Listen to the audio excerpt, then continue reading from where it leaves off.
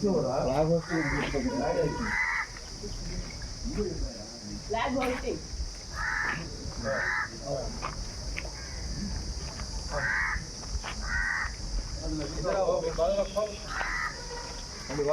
రండి సార్ భాయ్ ముందు రండిరా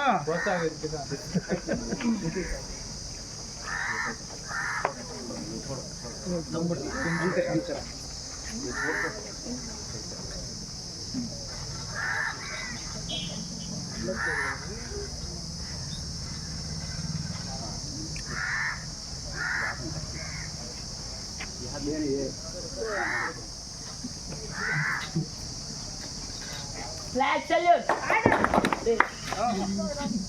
Order. Flag salute. Order. Flag salute.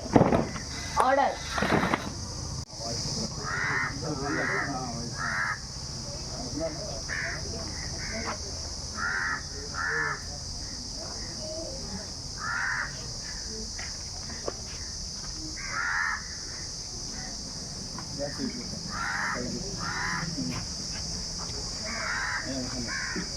Attention. Stand it. Attention. Let the anthem begin. Jana Gana Mana Adinayaka Jaya He Bharata Bhagya Vidhata Punjab Sindhu Gujarat Maratha Dravida Utpala Vanga Vindhya Himachala Yamuna Ganga Uttara Jala Sitaranga Tava Shubha Name Jahe Tava Shubha Ashisha Mahe Jahe Tava Jaya Data Jana Gana Mangala Dayaka Jaya He Bharata Bhagya Vidhata Jaya He Jaya He Jaya He Jaya Jaya Jaya Jaya He. Complete disperse. దినోత్సవ శుభాకాంక్షలు. మనం 1947 August 15వ తేదీ August 15 మనకు స్వాతంత్రం రావడం జరిగింది.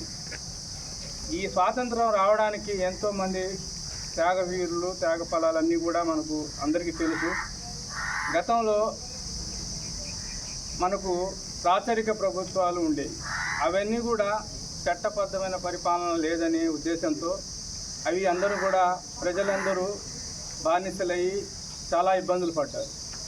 దాని తర్వాత రాజులు వచ్చారు.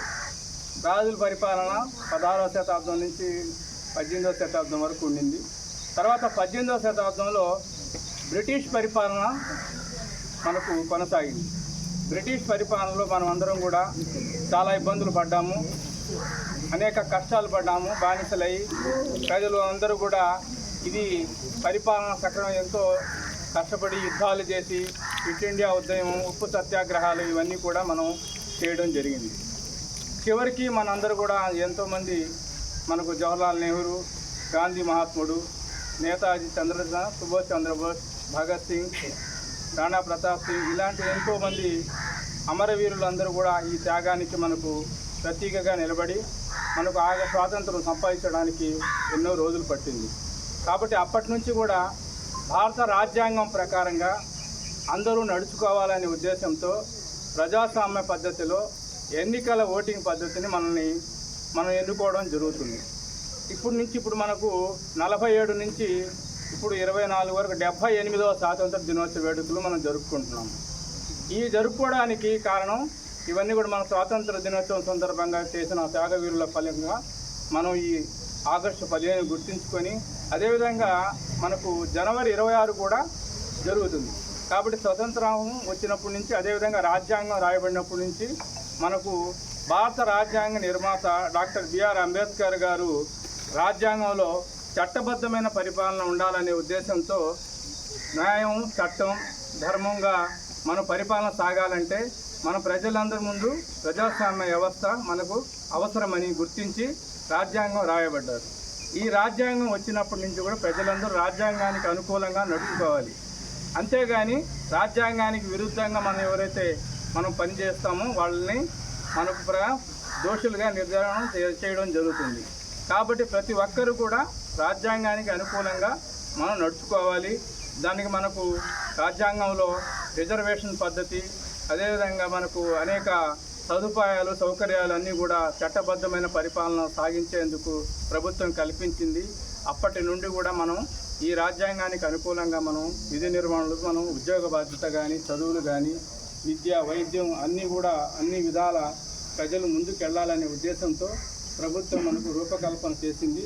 అప్పటి నుండి మనం బాగా చదువుకొని మీరందరూ పిల్లలందరూ కూడా రాబోయే తరాలకి బాగా భవిష్యత్తు ఇస్తారని, మంచి ఉద్యోగాలు సంపాదించుకుంటారని కోరుకుంటూ సెలవు తీసుకుంటాం.